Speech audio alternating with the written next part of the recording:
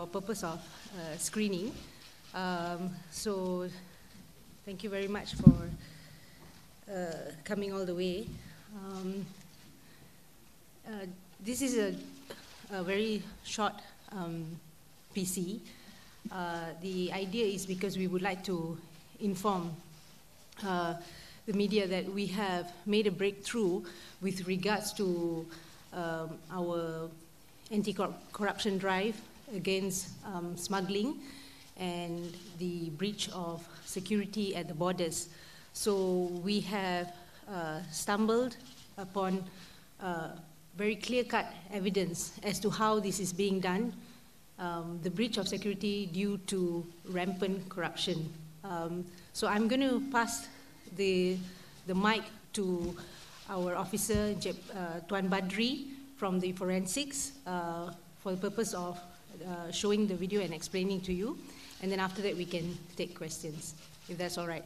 So perhaps, maybe some of you can probably come closer after the screening. So I'll hand it over to Tuan Badri.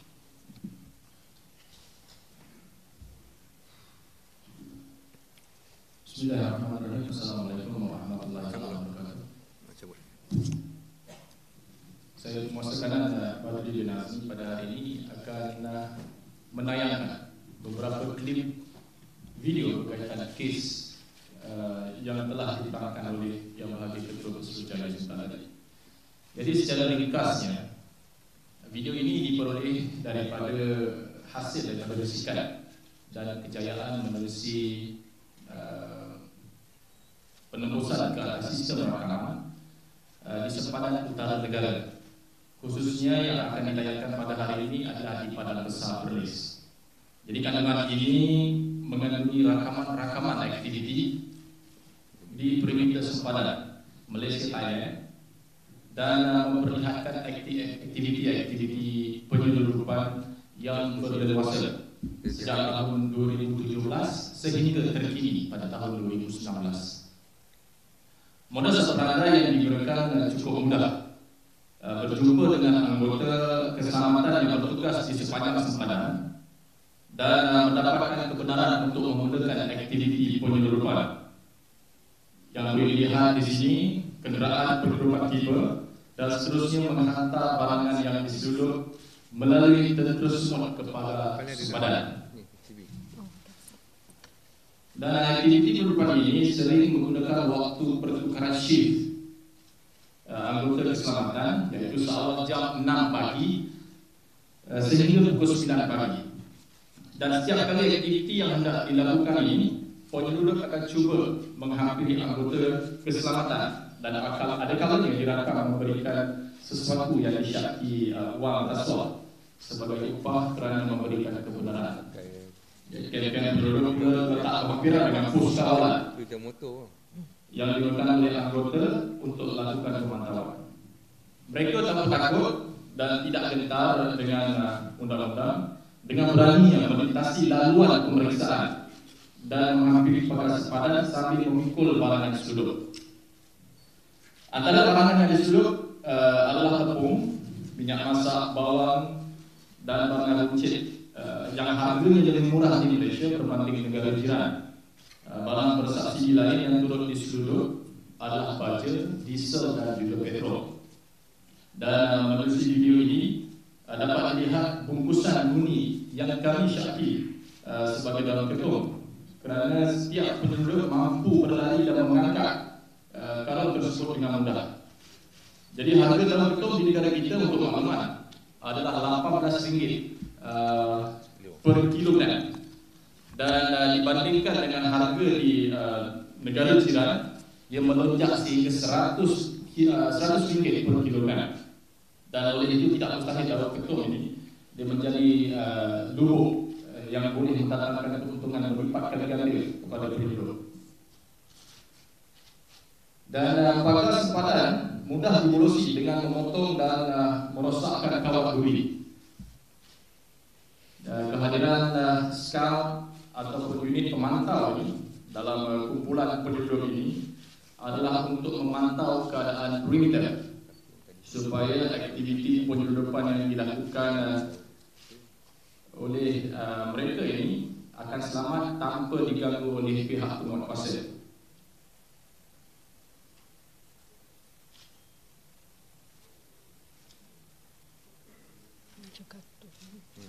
Dan mereka ini dilengkapi dengan walkie-talkie juga dan mudah untuk berkomunikasi dengan appointed sama ada di Malaysia ataupun di SPRM Sempadan. Dan jika boleh dilihat di sini, pagar dirosakkan walaupun dalam keadaan sangat baik, ya, tapi mudah dirosakkan untuk menembusi sempadan itu dan juga membawa barang-barang yang masuk ke negara jiran.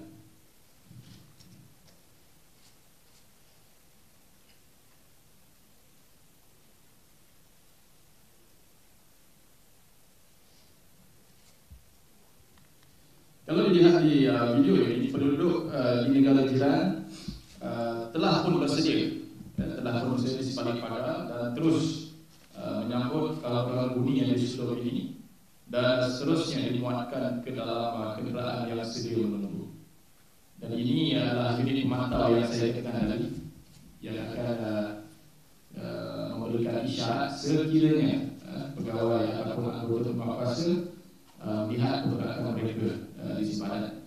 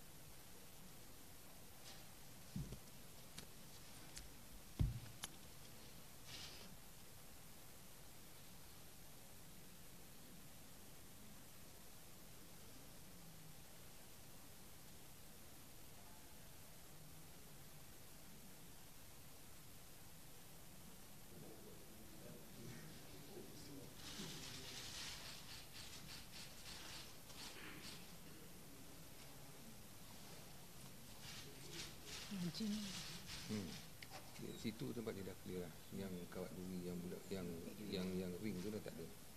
Potong.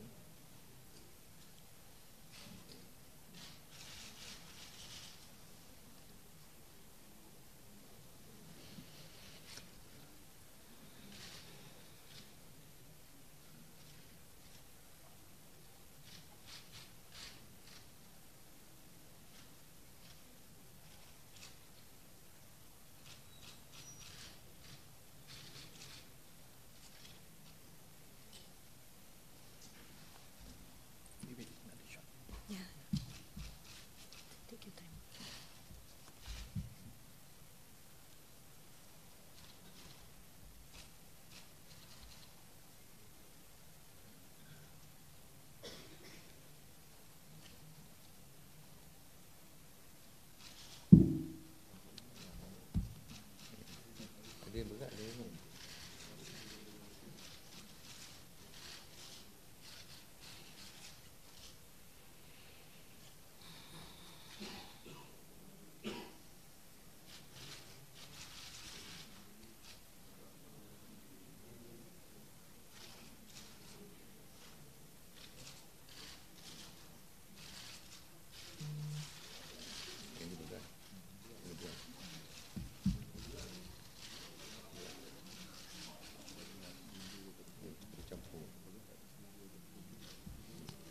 Dia gula tepung dengan yang menerusi video ini kita melihat ada satu pos kawalan sementara yang menempatkan anggota keselamatan. Okey, dan video ini pula menunjukkan kehadiran kenderaan peronda yang melalui jalan yang sama yang digunakan oleh penduduk, tetapi mereka hanya berhenti seketika seolah-olah untuk berikan laluan sebelum aktiviti tersebut disambung semula.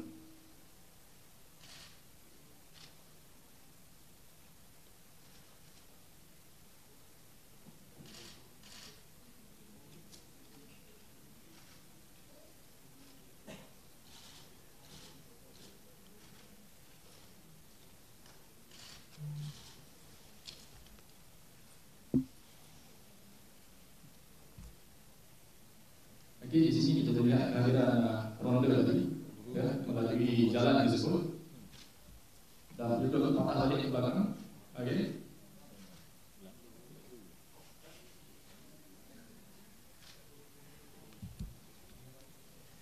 Dan selepas ronde tersebut lalu kawasan tersebut, dia akan sambung semula.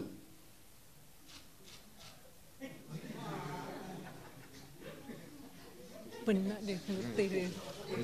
Ini nama U-turn. Tak cek lah. Dulu one trip RM1 per trip. Rakaman dari CCTV juga memperlihatkan keadaan di negara jiran, yang mana warga mereka telah sedia menunggu, dan menyambut barangan-barangan yang telah disulut. Antara kenderaan yang biasa digunakan adalah motosikal, 4x4 dan juga kereta untuk memuatkan barang-barang bunyi.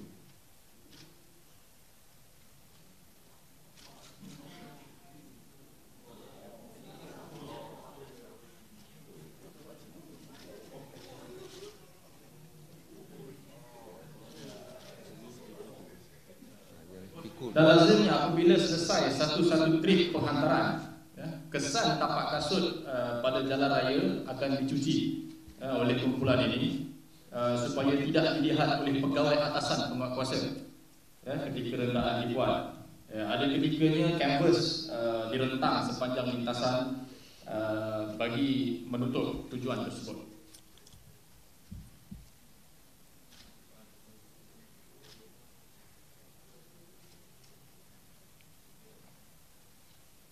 Dan ini pula video yang diperoleh di kompleks CIQ Padang Besar.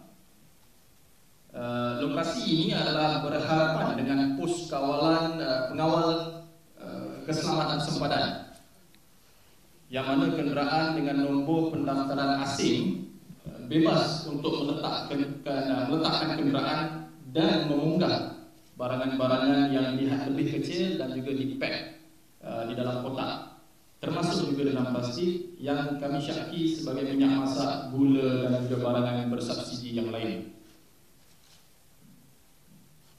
Jadi penduduk bebas mengangkat dan juga memindahkan barangan tersebut menerusi pagar sempadan yang telah bocor. Dan anggota penguatkuasaan yang bertugas pula seolah-olah tidak mengetahui perkara tersebut walaupun kejadian itu berlaku di hadapannya. Jadi ini shot yang kita peroleh, yang memperlihatkan anggota keselamatan berada di pos kawalan, tapi seolah-olah tidak nampak apa yang berlaku di hadapan pos tersebut.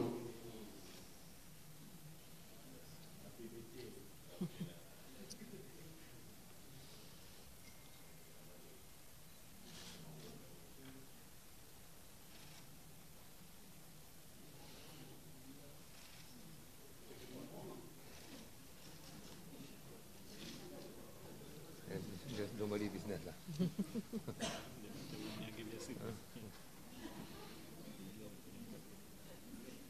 Dan juga ada anggota yang kami lihat berada di dalam pos kawalan, tetapi hanya bermain telefon, tanpa sebarang tindakan diambil ataupun rondaan dibuat. Jadi ada pegawai di dalam pos tersebut, kalau boleh dilihat, sedang memegang telefon.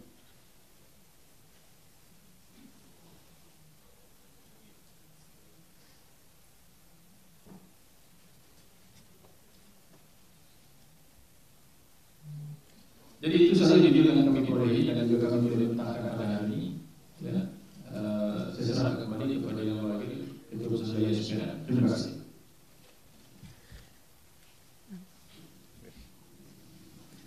Okay, terima kasih Tuan Badri. Just for purpose of introduction, sorry I didn't start with that.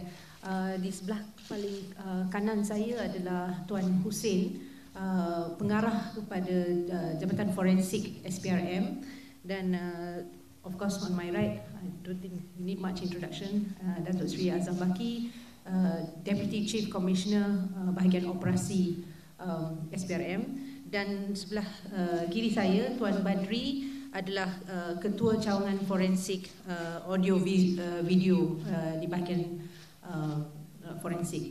Jadi apa yang kita baru tunjukkan tadi adalah akan membantu dalam penyiasatan di pihak SPRM bagi tujuan untuk membantras aktiviti rasuah yang agak blatant. You can see it's very blatant. Kami sebenarnya telah menyerahkan video ini dan clips dan sebagainya keseluruhan kepada pihak PDRM, dan kita akan bekerjasama dengan pihak IGP untuk mengambil tindakan yang sewajarnya. So maybe I can leave it for questions from the media. There are series of videos. We have as back as 2000, I think as early as 2017, and as the latest one is sometime in May 2019, which means that it was ongoing for a long time. So have the individuals been detained already? I think it will be, because these individuals will be known to the PDRM, so we have passed all information to PDRM and they are taking the necessary action.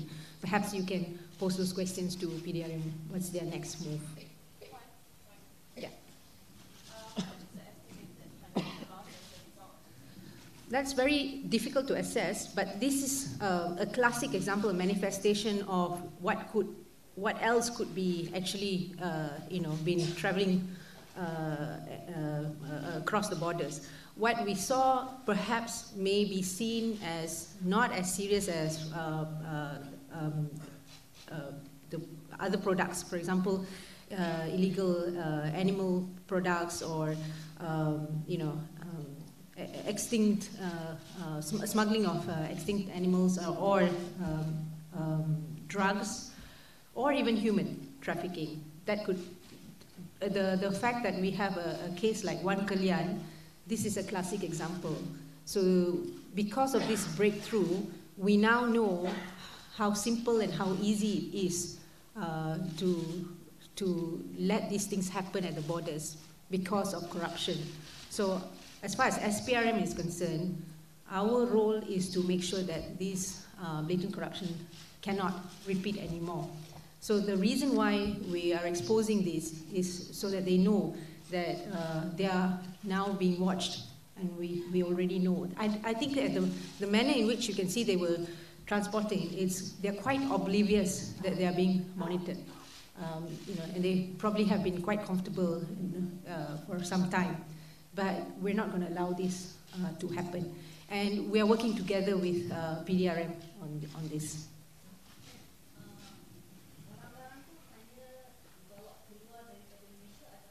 It could be both. It could be both. Kalau boleh keluar, mesti boleh masuk.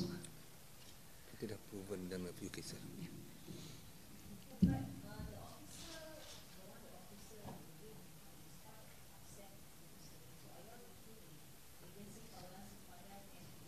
Ya, ya. Dia isu tentang timetable, jadual, rotation dan sebagainya jatuh di bawah PDRM sebenarnya. Dan PDRM will be able to identify who were the officers because, of course, we have, for purpose of safety, we have blurred the actual date and also the faces. But the ones that we've given to PDRM would be able to identify.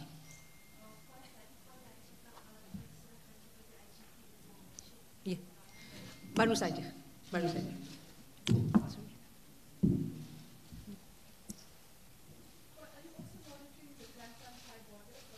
Yes, this is just an example. We're monitoring all borders actually, and not just PDRM officers, but we're also dealing with immigration as well as customs. So we just would like to show that this kind of activity aid us in dealing with rampant corruption.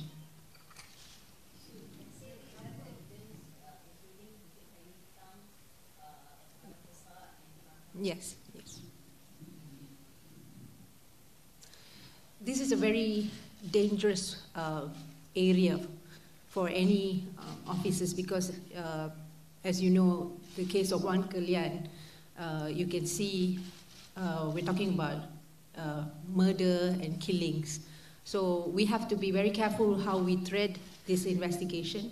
And ever since we've stumbled upon this evidence, and with the help of forensic, we are able to narrow down as to the manner in which they are doing or carrying on these activities. But this is not all. This is the first breakthrough for us, and we will work together with any other bodies, including MKN, polis dan sebagainya. Yeah. Yes. Itulah kita tunggu sampai pihak PDRM memaklumkan apa situasi dan tindakan yang diambil. Tapi what we show is just samples of clips. We have beribu-ribu and berjam-jam for years and years. So you can imagine the sheer number of data that we have. So it is important for us to narrow down, and kerja ni perlu bantuan experts.